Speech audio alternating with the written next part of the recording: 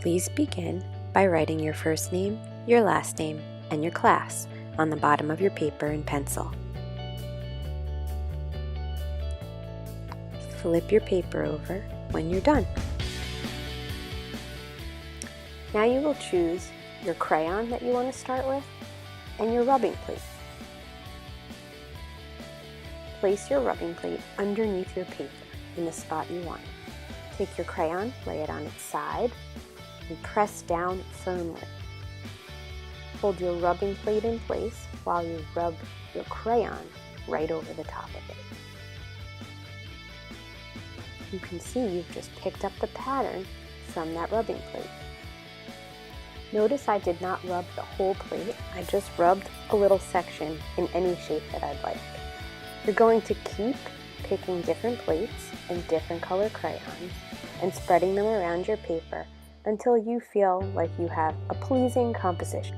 A composition is the way that things are placed on your paper.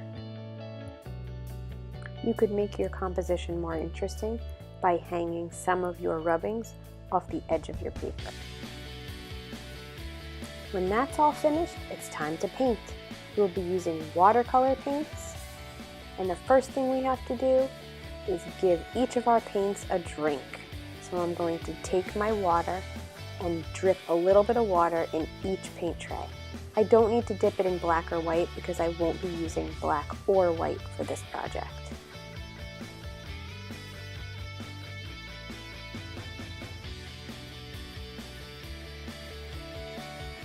Once you get all of your paint wet, you can begin your wet on wet technique.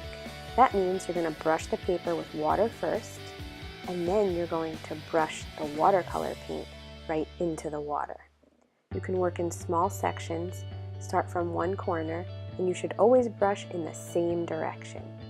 You're going to kind of blend the colors together so it almost looks a little bit tie-dye.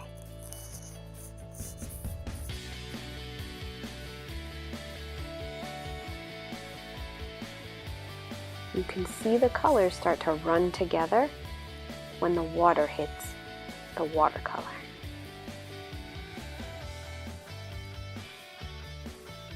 You shouldn't have too many big puddles on there, but if you do happen to get a puddle, I'll show you a little trick that you can do with it.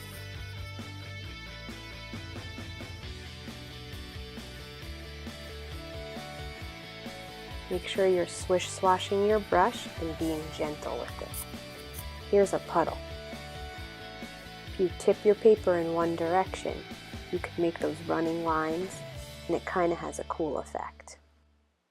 Not only are you doing a wet on wet technique, you're also doing watercolor resist. The rubbings you made were with wax crayon. The wax and the watercolor do not mix. You can see the wax from the crayon popping through your watercolor, and you've just made a really nice looking background.